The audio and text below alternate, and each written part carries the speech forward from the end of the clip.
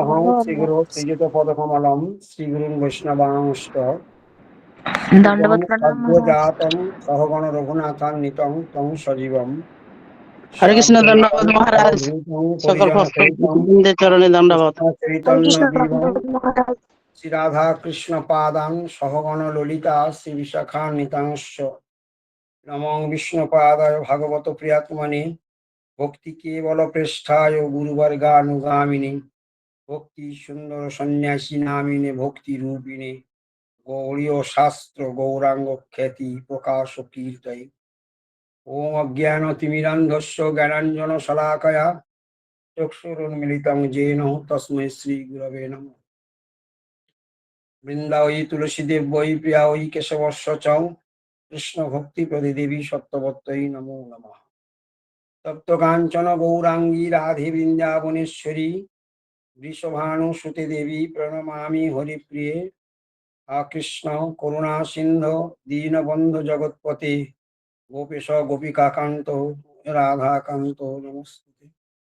মুখং করোতি বাচলং পঙ্গুং লঙ্ঘয়তে গিরিম যৎকৃপাতমহং বন্দে পরমানন্দ মাধবম শ্রীগুরু দীনতারণম নারায়ণং নমস্কৃত্য নরং চৈব নরোত্তমম দেবীং সরস্বতীং ব্যাসম ততো জয়ম উদীরয়েৎ।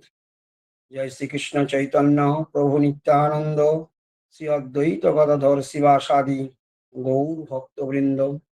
হরে কৃষ্ণ কৃষ্ণ কৃষ্ণ হরে হরে হরে রাম রাম রাম হরে হরে। সর্বাগ্রে পরম আরাধ্যতম শ্রী শ্রী গৌরীয় গুরুবর্গের শ্রী পাদ পদ্মে অহেতুকী কৃপা ভিক্ষা করে আজ আমরা শ্রী শ্রী চৈতন্য চরিতামৃতের ধারাবাহিক ক্লাসে আজকের অন্তলীলা সপ্তপরিচ্ছদে সপ্তদশ পরিচ্ছেদ থেকে 40 নম্বর শ্লোক থেকে আজকে আমরা শুরু করব। গতদিনে আমরা 39 নম্বর শ্লোকে আমরা বিশ্রাম রেখেছিলাম। তো তার পূর্বে আমরা শ্রবণ করেছিলাম যে অপ্রাকৃত নবীন মদন অর্থাৎ কামদেব স্বয়ং মদন মোহন দেব তিনি কিভাবে বেণুর দ্বারা কটাক্ষ কামস্বরে গোপীগণের লজ্জা ভয়কে সকলকে ছাড়িয়ে দিয়েছিলেন, লজ্জা ভয়কে দূরীভূত করে দিয়েছিলেন এবং এমনভাবে নর্ম পরিহাস বাক্যে গোপীগণকে শেলবিদ্ধ করছিলেন। সেই কথা প্রত্যুত্তরে রাধারানী আদি গোপীগণের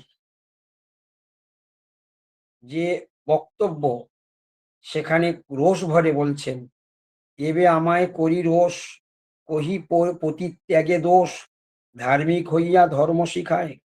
অর্থাৎ এখানে মূল বক্তব্য হচ্ছে কি, কৃষ্ণ বংশীধ্বনির দ্বারা আকর্ষণ করে গোপীদেরকে ঘর থেকে বের করে নিয়ে এসেছেন রাসস্থলীতে।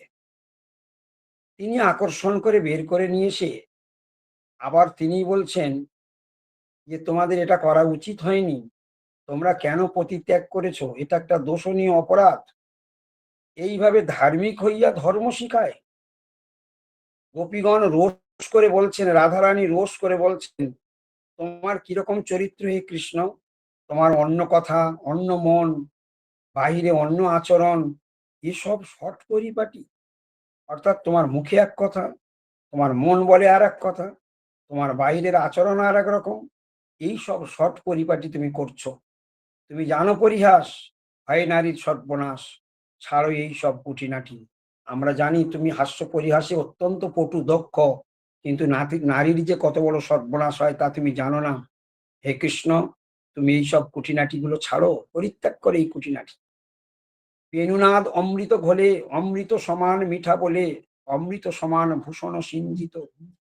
অর্থাৎ তোমার বেণুনাদ রূপ অমৃত, তোমার মিষ্টি বোল অর্থাৎ তোমার মিষ্টি বাক্যরূপ অমৃত, এবং তোমার শরীরের অঙ্গের যে ভূষণ সমূহ তার যে শব্দ, তার যে অমৃত। তিন অমৃতে হরে কান, হরে মন, হরে প্রাণ, কেমনে নারী ধরিবে গেছিত। সব রাধারানী কৃষ্ণকে লক্ষ্য করে রোষ ভরে এইসব কথাগুলি তিনি বলছেন। এত কহি কোথাবে সে ভাবের তরঙ্গ ভাসে উৎকণ্ঠা সাগরে ডুবে মন। রাধার উৎকণ্ঠা বাণী পড়ি আপনে বাখানি কৃষ্ণ মাধুর্য করে আস্বাদন। এইভাবে প্রতাপেশে তরঙ্গের ভাবের তরঙ্গে ভাসতে ভাসতে উৎকণ্ঠার সাগরে ডুবে গেল মন এবং রাধারানীর সেই বাণী, হ্যাঁ, আপনে স্বয়ং মহাপ্রভু ব্যাখ্যা করছেন এবং সেই কৃষ্ণ মাধুর্য রস স্বয়ং আস্বাদন করতে গিয়ে তিনি গোবিন্দ লীলামৃতি 40 নম্বর শ্লোক যেখান থেকে আজকে শুরু করার কথা, এই এর আগে আমি এটা কেন পড়লাম, এটার হচ্ছে ওই যে কানেকশনটাকে ধরবার জন্য এটাকে আগের থেকে একটু ধরে আসলাম যে কিভাবে গোপীগণ এর মূল তত্ত্বটা জেনে রাখুন। গোপীগণকে বেণুর দ্বারা আকর্ষণ করে তাদেরকে বের করে নিয়ে এসেছেন, তাদেরকে ধর্ম শিখাচ্ছেন, তোমাদের এই গভীর রজনীতে আসা উচিত হয়নি, পতি ধর্ম ত্যাগ করে তোমরা চলে এসেছো, এটা দোষণীয় অপরাধ।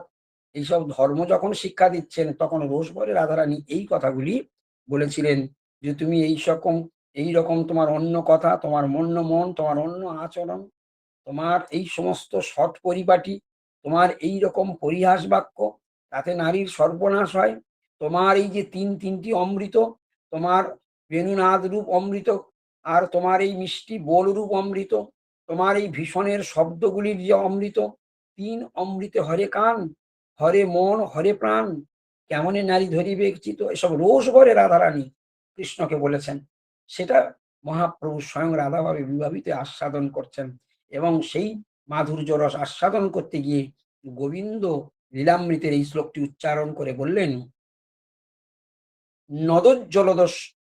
নদোজ্জলদ নিঃসন শ্রবণকর্ষি সচ্ছিঞ্জিত স্বনর্ম রস সূচকাক্ষর পদার্থ ভঙ্গুক্তিক রমাদিক বরাঙ্গনা হৃদয়হারি বংশীকল সবে মদনমোহন সখী তনতি কর্ণস্প্রিয়াং। এই শ্লোকটি গোবিন্দ লীলামৃতে বর্ণিত হয়েছে। সেই শ্লোকটি এখানে মহাপ্রভু স্বয়ং আস্বাদন করছেন। কি বললেন? সখী বলছে সমে মদনমোহন সখী তনতি কর্ণস্পৃহাম।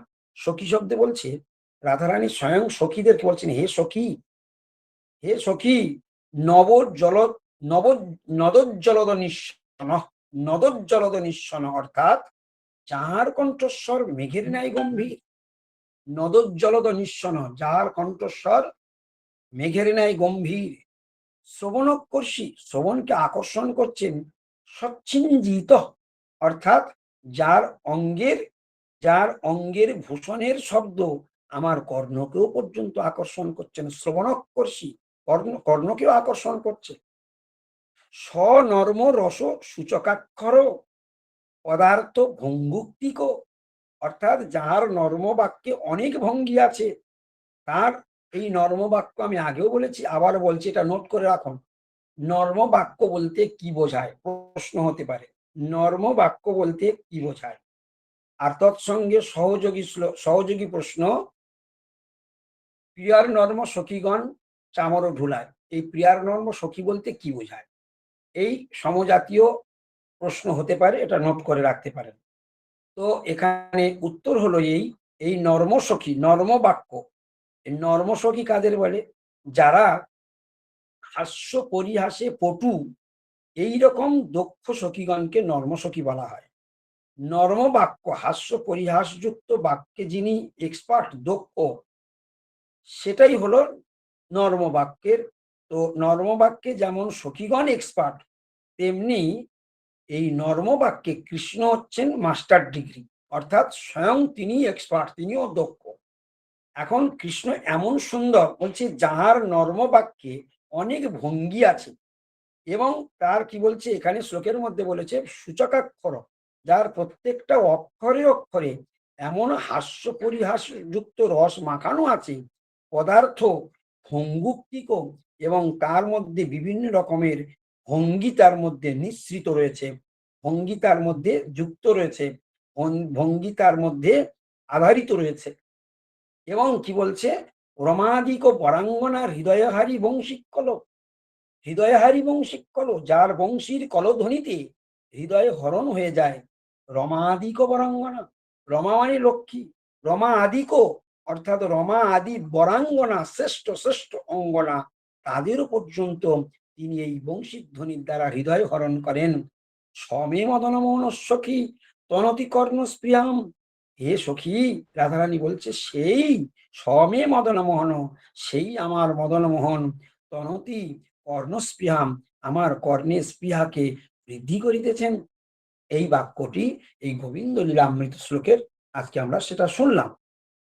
এবার সেই শ্লোকের অর্থ, কৃষ্ণের কণ্ঠধ্বনির যে মাধুর্য সেটা এখন বর্ণন করছেন। কিরকম তার কণ্ঠের ধ্বনি? কণ্ঠের গম্ভীর ধ্বনি নবগণ ধ্বনি যিনি, অর্থাৎ ওই শ্লোকের ওই যে নদোজ্জ্বলধ্বনিশ্বন, অর্থাৎ যার যার কণ্ঠস্বর মেঘের ন্যায় গম্ভীর, এই কথাটি বললেন। কণ্ঠের গম্ভীর ধ্বনি নবগণ ধ্বনি যিনি, যার গুণে কোকিল লাজায়, তার এক শ্রুতিকণে ডুবায় জগতের কানে, পুনঃ কান বাহুরি না আয়। কি বলে দিল?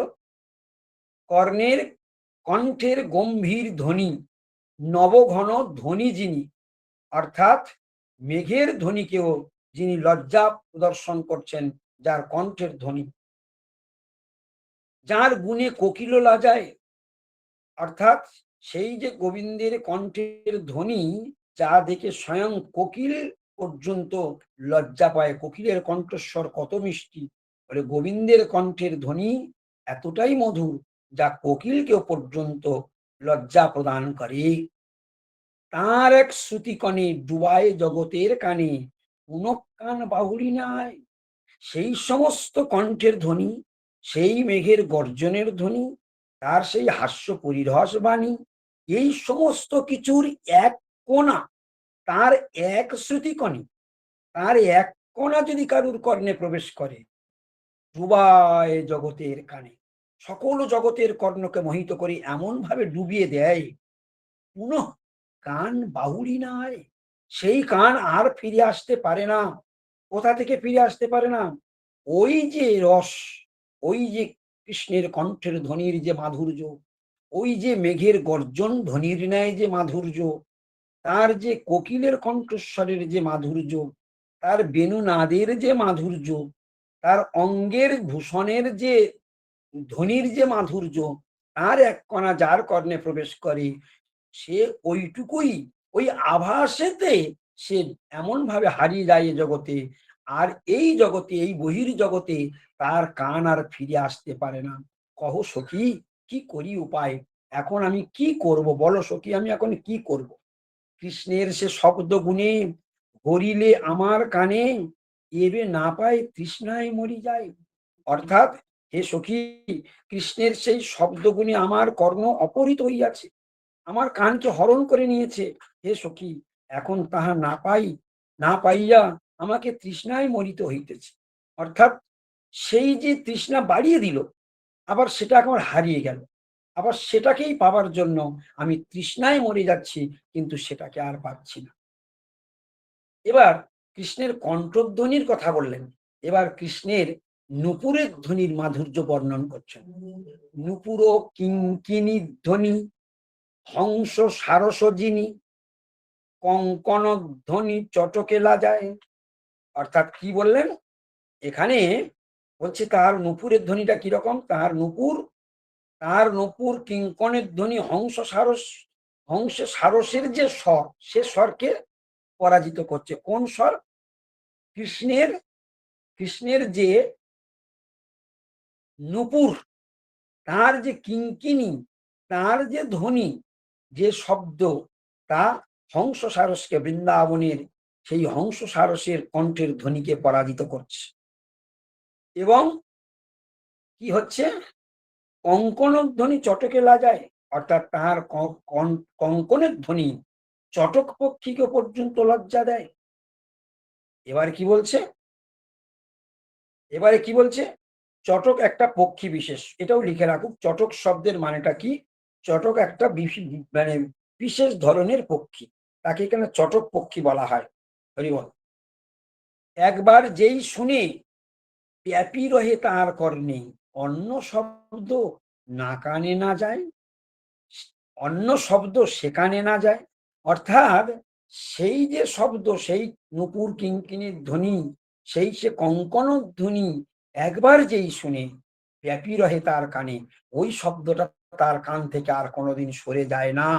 অন্য শব্দ সে কানে না যায়, আর জগতের কোনো শব্দ তার কান পর্যন্ত পৌঁছাতে পারে না। সে শ্রীমুখ হ্যাঁ, এবারে কৃষ্ণের বচন মাধুর্য বলছে। আগে বললো কণ্ঠের মাধুর্যের কথা, তারপর বলে তার নূপুর কিঙ্কিণীর মাধুর্যের কথা, এখন বলছেন কৃষ্ণের বচন মাধুর্যের কথা। কৃষ্ণের বচন মাধুর্যে কি বলছে? কৃষ্ণের বচন মাধুর্যে বলছে, সে শ্রীমুখ ভাষিত, সে শ্রীমুখ ভাষিত অমৃত হইতে পরামৃত, স্মিত কর্পূর তাহাতে মিশ্রিত। বলছে সেই যে মুখের ভাষা, কৃষ্ণের যে মুখের যে অমৃতময় ভাষা, সেটা কিরকম? অমৃত হইতে পরামৃত, অমৃতের থেকেও অমৃত। আর কি বলছে?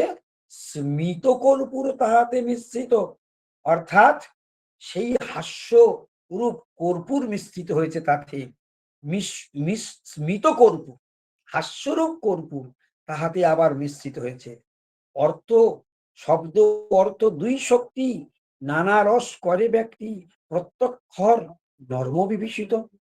তার তার যে অর্থ শক্তি, তার যে শৃঙ্গার শক্তি, তার যে নানা ব্যঞ্জনারূপ শক্তি, নানা রস করে ব্যক্তি, এমন এমন রসের ব্যঞ্জনা তার মধ্যে থেকে আসছে, তার কণ্ঠের মাধুর্যের মধ্যে দিয়ে এমন ব্যঞ্জনা, এমন তার রস, এমন তার অর্থ শক্তি, এমন তার শব্দ শক্তি, এমন তার ব্যঞ্জনা শক্তি, প্রত্যক্ষর নর্ম বিভীষিত। আবার সেই নর্ম শব্দ, প্রত্যক্ষর মানে প্রতিটা অক্ষর, নর্ম বিভূষিত, প্রতিটা অক্ষরের মধ্যে যেন তার হাস্য পরিহাস রস মিশ্রিত রয়েছে।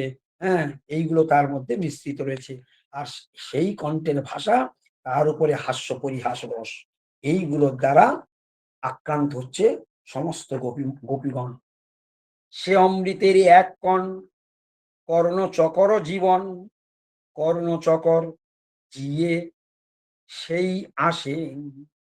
আমরা প্রত্যেকদিন সকালে কীর্তন করি মানস চন্দ্র চকর, এই চকর একটি পাখি। এখানে বলছে এই মানস চন্দ্র চকর কথাটা আমরা প্রত্যেকদিন কীর্তনে বলি, অনেকে আমরা এটা অত বুঝতে পারি না। যেমন চকর, চকর রূপ চকর পক্ষী কি করে না, কৃষ্ণের সরি, চকর পক্ষী কি করে, চন্দ্রের মাধুর্য, চন্দ্রের মাধুর্য আস্বাদন করে, এটাই তার লোক। চকর পক্ষী সর্বদাই চন্দ্রের মাধুর্য আস্বাদন করে। এখানেও ঠিক তদ্রূপ, এই যে মানস রূপ চকর, মনরূপ চকর, কৃষ্ণরূপ চন্দ্রের মাধুর্য সর্বদাই পান করে। এই জন্য মানস চন্দ্র চকর। সে অমৃতের এক কণ কর্ণচকর জীবন, অর্থাৎ সেই চকর পাখির একমাত্র জীবন, সেই অমৃতের কণা। একটু আগে যে সমস্ত অমৃত কলবা আমরা শ্রবণ করে এসেছি, সেই কর্ণের সেই অমৃতরূপ, সেই অমৃতের এক কণিকাও চকর পক্ষীর জীবন স্বরূপ। কর্ণচকর জিয়ে সেই আসে, অর্থাৎ সেই সেই অমৃতের এক কণাও মাঝে মধ্যে শ্রবণ করার আশায় এখনো সেই চকর পক্ষী জিয়ে আছে, অর্থাৎ জীবিত আছে, শুধু ওইটুকুর আশায় কবে সেই সেই অমৃতের কণ আমি আস্বাদন করতে পারব। ভাগ্যবশে কভু পায়, অভাগ্যে কভু না পায়, না পাইলে মরয়ে পিয়াসে। অর্থাৎ কখনো সে ভাগ্যবশে পায়, আবার কখনো সে দুর্ভাগ্যবশে পায়ও না, না পাইলে মরয়ে পিয়াসে, আর সেটা না পেয়ে পিপাসায় মরে যাচ্ছে। এবার আমরা শুনবো বেণুধ্বনি মাধুর্য বর্ণন। তাহলে আমরা কি কি শুনলাম, পয়েন্টটা নোট করে রাখুন। এখানে কৃষ্ণের কণ্ঠের ধ্বনির মাধুর্যের বর্ণন করলেন, কৃষ্ণের নূপুর কিঙ্কিণীর মাধুর্যের বর্ণন করলেন, কৃষ্ণের বচন মাধুর্যের বর্ণন, নাম্বার নোট করো, কৃষ্ণের কণ্ঠধ্বনির মাধুর্য, কৃষ্ণের নূপুর কিঙ্কিণীর ধ্বনির মাধুর্য, কৃষ্ণের বচন মাধুর্য, এই তিনটি হলো। এখন কৃষ্ণের কি বর্ণন হচ্ছে, কৃষ্ণের বেণু মাধুর্য। যেবা বেণু কলধ্বনি, একবার তাহা শুনি, জগন্নারী চিত্ত আউলায়, নিবিবন্ধ পরে খসি, বিনা মূলে হয় দাসী, বাউলি হই না কৃষ্ণ পাশে ধায়। কি কথাটি বললেন? কি বললেন? যে বা বেণু কলধ্বনি একবার তাহা শুনি। একবার যদি কেউ সেই বেণু কলধ্বনি একবার শুনে, জগন্নারী চিত্ত আউলায়, জগতের সমস্ত নারীর চিত্ত পাগল পারা হয়ে যায়। জগতের সমস্ত নারীর চিত্ত পাগল পারা হয়ে যায়। নিবিবন্ধ পরে খসি, নিবিবন্ধ মানে কোটির বসন খসে যায়। বিনামূল্যে হয় দাসী, কোনো মূল্য লাগে না, বিনামূল্যে কৃষ্ণের দাসী হয়ে যায় অটোমেটিক, আপনা থেকেই। পাউলি হই না কৃষ্ণ পাশে ধায়। পাউলি মানে পাগলি, পাগলি হয়ে যায়, অর্থাৎ তার আর কোনো বাহ্যজ্ঞান থাকে না। এরা কোন কোন বাউলি? এরা কৃষ্ণ প্রেমের বাউলি। ওই জন্য বাউল বাউল থেকে এই বাউলি শব্দ এসেছে। বাউল বাউল বলছে সবে, হচ্ছে বাউল কয়জনা। অর্থাৎ কৃষ্ণ প্রেমের প্রকৃত বাউল কোথায় পাওয়া যাচ্ছে না, কেউ কৃষ্ণ প্রেমের প্রকৃত বাতুল হওয়া যায় না। এখানে বাউল থেকে বাউলি, বাউল থেকে বাউলি, অর্থাৎ কৃষ্ণ প্রেমের বাউলি হয়ে কৃষ্ণের পাশে সর্বদাই বিরাজমান থাকছেন। এই কৃষ্ণের বংশীধ্বনির এইরকম তার তার ক্ষমতা, এইরকম তার শক্তি ওই বেণুর মধ্যে রয়েছে। এখন পরে বলছে, চারটে মাধুর্যের বর্ণন হওয়ার পরে এবার বলছে, লক্ষ্মীরও কৃষ্ণ মাধুর্য আস্বাদনের লোভ কিন্তু অসামর্থ্য। এবার লক্ষ্মী দেবীর অবস্থা বর্ণন করছেন। যে বা লক্ষ্মী ঠাকুরানী, তেহ সে কাকলি সুন্ধনী, কৃষ্ণ পাশ আইসে প্রত্যাশায়। যে বা লক্ষ্মী ঠাকুরানী, কি সুন্দর কথা বলছে। যে বা লক্ষ্মী ঠাকুরানী, তেহ তেহ যে কাকুলি সুন্ধনী, কৃষ্ণ পাশ আইসে প্রত্যাশায়। সেই কাকুলির ধ্বনি, সেই কণ্ঠের ধ্বনি, সেই বেণুর ধ্বনি শ্রবণের সন্ধান করে কোথায় আসছে? কৃষ্ণের কাছে। না পায় কৃষ্ণের সঙ্গ, পারে তৃষ্ণা তরঙ্গ, তপ করে তবু নাহি পায়। সেই কৃষ্ণের সঙ্গও পাচ্ছে না, তৃষ্ণা উত্তর উত্তর বেড়েও যাচ্ছে, তপস্যা করছে, তবু নাহি পায়, তবুও পাচ্ছে না। কৃষ্ণ সেবাবিহীন কর্ণের গরহণ, এই শব্দামৃতচারী যার হয় ভাগ্য ভারী, সেই কর্ণে ইহা করে পান। এইখানে একটি সুন্দর উত্তর দিলেন। এই শব্দামৃতচারী, চারটে চারটি অমৃতের কথা আপনাদেরকে আমি নোট করতে বলেছিলাম। সেই চারটি অমৃত, সেই চারটি অমৃত এখানে উল্লেখ করে দিলেন। দেখুন, এই শব্দামৃতচারী যার হয় ভাগ্য ভারী, যার ভাগ্যটা খুব বড়, সেই কর্ণে ইয়া করে পান। তারাই এই বেণুধ্বনি, তারাই এই চারটের অমৃত ধ্বনি তারাই পান করতে পারবে। ইহা যেই নাহি শুনে, সে কান জন্মিল কেনে, কানা করি সম সেই কান। অর্থাৎ এটা কানা করি, এ করির কোনো মর্যাদা নেই। এই কানকে বলছে কানা করি। কানা করি অর্থাৎ বাচ্চাদের যে কোমরে ওই ভূত পেত শাকিনী যোগিনী আদি বা কোনো অশুভ দশা থেকে বাঁচাবার জন্য তার মায়েরা কি করে, একটা কানা করি নিয়ে কোমরের ঘুমসির মধ্যে দিয়ে দেয়। তো বলছে সেই কানটা এরকম কানা করি সম। এই এই মধুর শব্দামৃতচারী যার কর্ণে প্রবেশ করলো না, ইয়া যেই নাহি শুনে, সেই কান জন্মিল কেনে, কানা করি সম সেই কান। করিতে ওইছে বিলাপ, করিতে ওইছে বিলাপ, উঠিল উদ্বেগ ভাব, মনে কাহ নাহিল আলম্বন, নাহি আলম্বন। কি কথা বললো? করিতে ওইছে বিলাপ, উঠিল উদ্বেগ ভাব। এই এই বিলাপ গুলো করতে করতে করতে করতে উঠিল, মনের মধ্যে উদ্বেগ চলে আসলো, তার মধ্যে ভাবের সঞ্চার হলো। মনে কাহ নাহি আলম্বন, মনে কাহি নাহি আলম্বন, মনে কাহ নাহি আলম্বন। উদ্বেগ, বিষাদ, মতি, ঔৎসুক্য, ত্রাস, ধৃতি, স্মৃতি, নানা ভাবের হইল মিলন। এতগুলো ভাবের কথা এখানে বর্ণন করলেন। মনে কাহ নাহি আলম্বন, মনে কাহ নাহি আলম্বন, এইখানে কি বর্ণন করে দিলেন?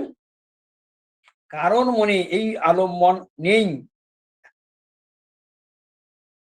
উদ্বেগ ভাব, এই বিলাপগুলো, যে বিলাপগুলো আমরা পর পর শুনে আসলাম, এই যে বিলাপগুলো করতে করতে মানে গৌর সুন্দর, রাধা বাবা বিবাহিত গৌর সুন্দরের মনে যে উদ্বেগ, যে ভাবের সঞ্চার হয়েছে, সেইগুলো কি কি?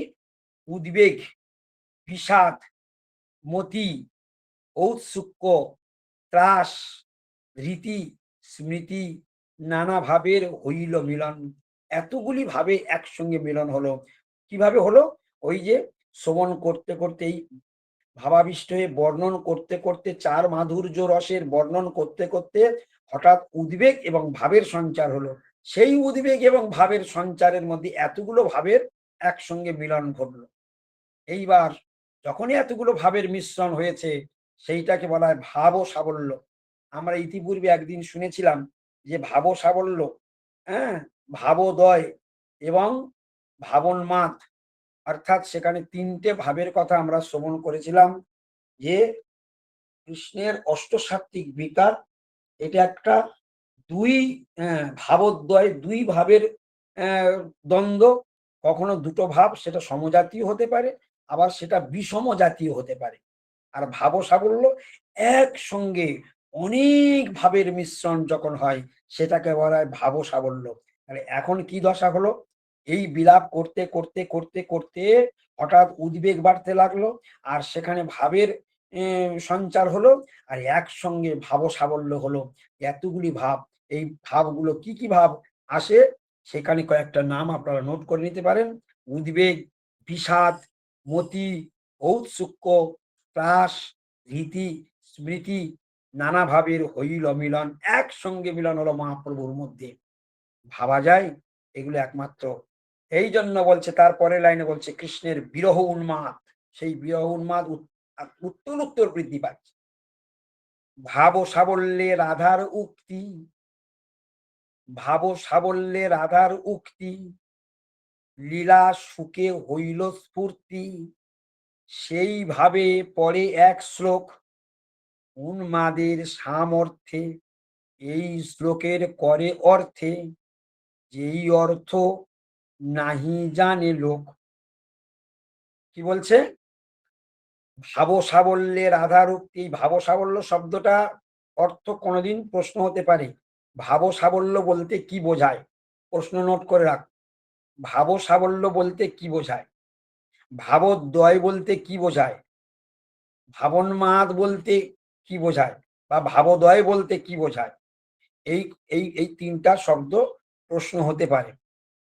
এই জন্য এখানে ভাব সাবল্যে রাধার উক্তি, লীলা সুখে হইল স্ফূর্তি। লীলাসুখ অর্থাৎ সুখদেব গোস্বামীর মনে সেই স্ফূর্তি হলো, তিনি সেইভাবে পরে এক শ্লোক, সেইভাবে শ্লোক তিনি রচনা করেছেন শ্রীমদ্ ভাগবতমে। হ্যাঁ, এবং কৃষ্ণ কর্ণামৃতে লীলাসুখ, এখানে বিল্বমঙ্গল ঠাকুরকেও লীলাসুখ বলা হয়। আবার সুখদেবের কে লীলাসুখ, সুখদেব গোস্বামীপাদকে লীলাসুখ বলা হয়। এই লীলাসুখ কেন বলা হয়? একটা চৈতন্য চরিতামৃতে একটি পয়ার আছে, সুখদেবের মন হরে সুখদেব গোস্বামী এবং সনক সনন্দন সনাতন সনত কুমার চতুর্সন, এনারা ছিলেন সব ব্রহ্মজ্ঞানী। কিন্তু পরবর্তীকালে চৈতন্য চৈতামৃতের মধ্যে বর্ণন করা আছে, সুখদেবের সনকাদির মন হরে, সনকাদির মন হরে গন্ধ আস্বাদনে, আর একটা কি আছে, সুখদেবের মন হরে লীলা শ্রবণে। হ্যাঁ, ও না, সনকাদির মন হরে সৌরবাদী গুণে, এইটা শব্দ আসলটা। হ্যাঁ, এটাই নোট করতে পারে। সনকাদির মন হরে সৌরবাদী গুণে, সুখদেবের মন হরে লীলা শ্রবণে। এনারা উভয়ই ব্রহ্মজ্ঞানী ছিলেন, কিন্তু তারা এই দুই গুণের মধ্যে দুজনেই মহানতম কৃষ্ণ ভক্তে পরিণত হলেন। ছিলেন ব্রহ্মজ্ঞানী, হয়ে গেল মহানতম কৃষ্ণ ভক্ত। তাহলে শুকদেব গোস্বামী ব্রহ্মজ্ঞানী ছিলেন, লীলা শ্রবণ করে কাঠুরিয়াদের মুখে ব্যাসদেব যে শ্লোক আস্বাদন করিয়েছিলেন তার পুত্রকে ভাগবত রস পান করানোর জন্য, সেই ব্যাসদেবজির চিন্তা বাস্তবে রূপায়িত হয়েছিল এবং সেই কথা শ্রবণ করে কাঠুরিয়ার মুখ থেকে পরে আকর্ষিত হয়ে তার পিতা ব্যাসদেবের কাছে ফিরে এসে ভাগবত শিক্ষা করেছিলেন। সেই লীলা শ্রবণ করে মহানতম কৃষ্ণ ভক্ত হলেন শুকদেব গোস্বামীপাদ। এবং সৌরবাদী গুণে হারে সনকাদির মন, সনকাদি সৌরভ গানে কি করে পেল?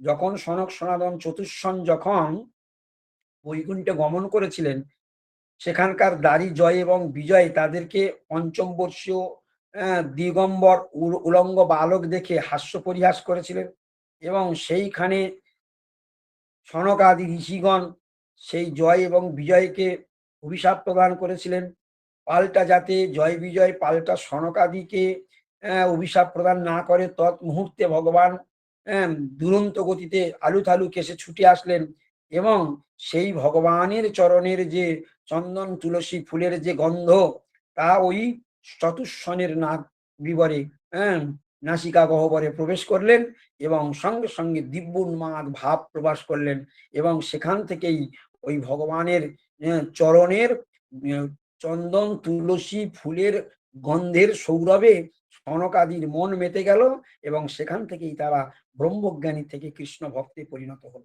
এই লীলাসুখ শব্দটা বলতে গিয়ে এখানে লীলাসুখ, লীলা আস্বাদন করে স্বয়ং বিল্বমঙ্গল ঠাকুর তিনি এইরকম ভাবে লীলাসুখ এইরকম ভাবে যারা মহাজন, যারা নিরন্তর লীলারস পান করেন তাদেরকে লীলাসুখ বলা হয়।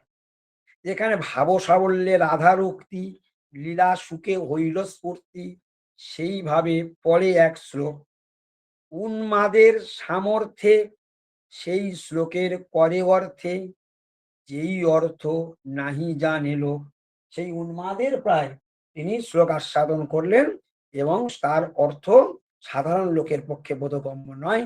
এই পর্যন্ত 50 নম্বর আজকের বিশ্রাম রইল। আগামীকাল আবার আমরা এরপর থেকে শ্রবণ করব। আমরা 51 নম্বর শ্লোক থেকে রাধারানীর উক্তি, রাধারানী কি বলেছেন সেটা কৃষ্ণ কর্ণামৃত গ্রন্থে বর্ণন করেছেন, সেটা আমরা আগামীকাল শ্রবণ করব। এই পর্যন্ত আজকের বিশ্রাম রাখলাম। বাঞ্ছাকল্পতরুভ্যশ্চ কৃপা সিন্ধুভ্যেব চ পতিতানাং পাবনেভ্যো বৈষ্ণবেভ্যো নমো নমঃ। হরে কৃষ্ণ ধন্যবাদ মহারাজ, সব ভক্ত সমাগম।